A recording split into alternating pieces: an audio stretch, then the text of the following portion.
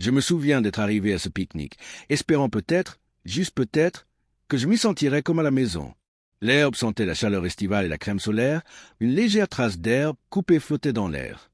Les rires autour de moi avaient ce lustre plastique que les familles arborent quand elles veulent que le monde pense que tout est parfait.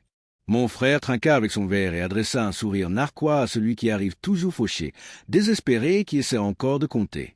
Mes parents rirent. Ce rire facile et répété qui cachait tant de choses. L'espace d'une seconde, je crus m'être trompé sur ce qu'était l'amour.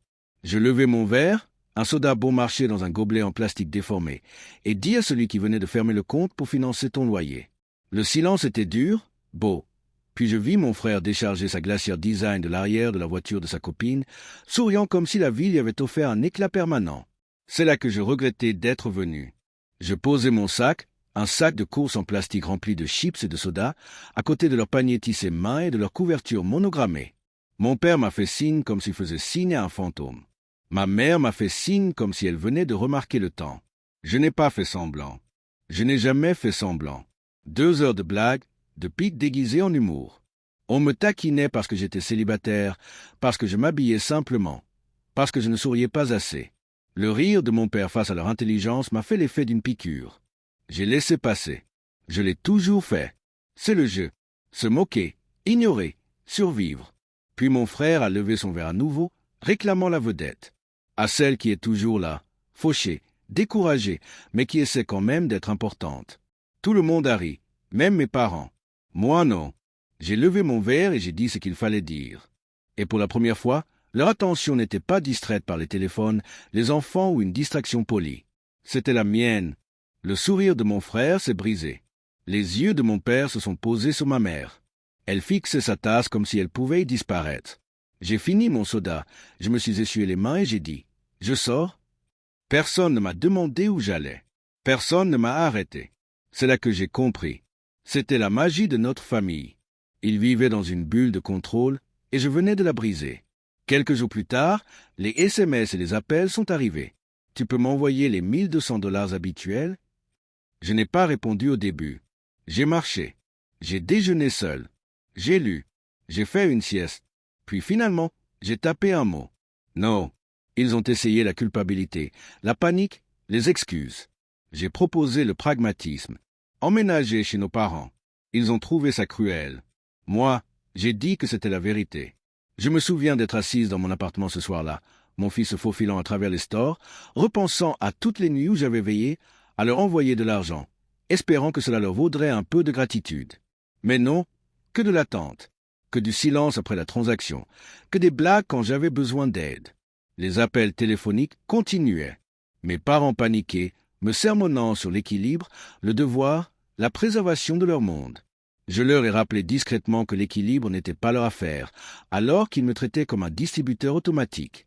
Le silence, puis les rires, l'incrédulité de ceux qui pensaient que je plierais toujours, que je paierais toujours, que je pardonnerais toujours. Les semaines passèrent. Mon frère retourna à la maison. Leur fierté s'effondra. Mes parents se chamaillaient, se rejetaient la faute, trébuchaient dans leur propre chaos. Et pour la première fois, j'ai réalisé quelque chose. Sans moi, ils ne pouvaient pas fonctionner avec moi.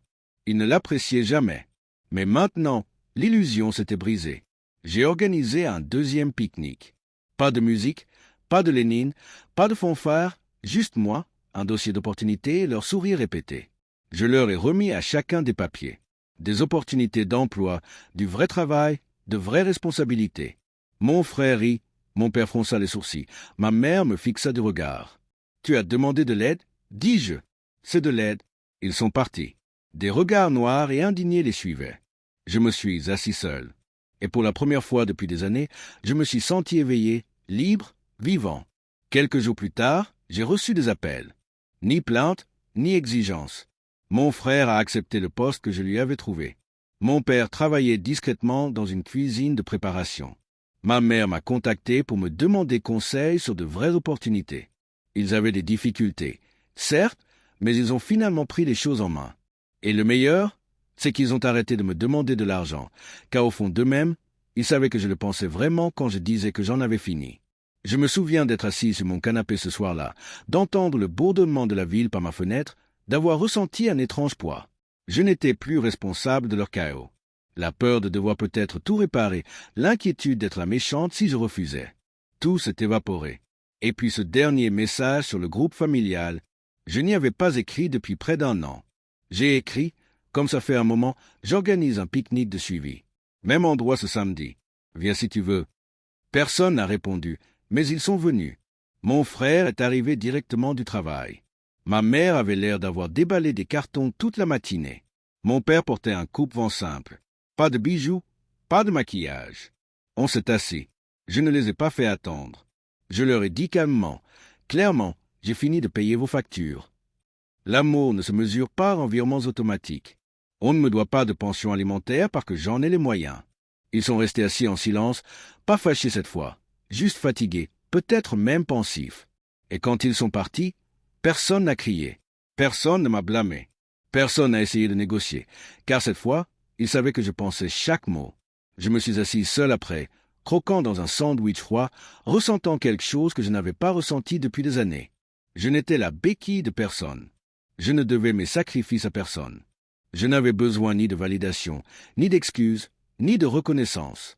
J'avais seulement besoin de la vérité. J'étais enfin seul.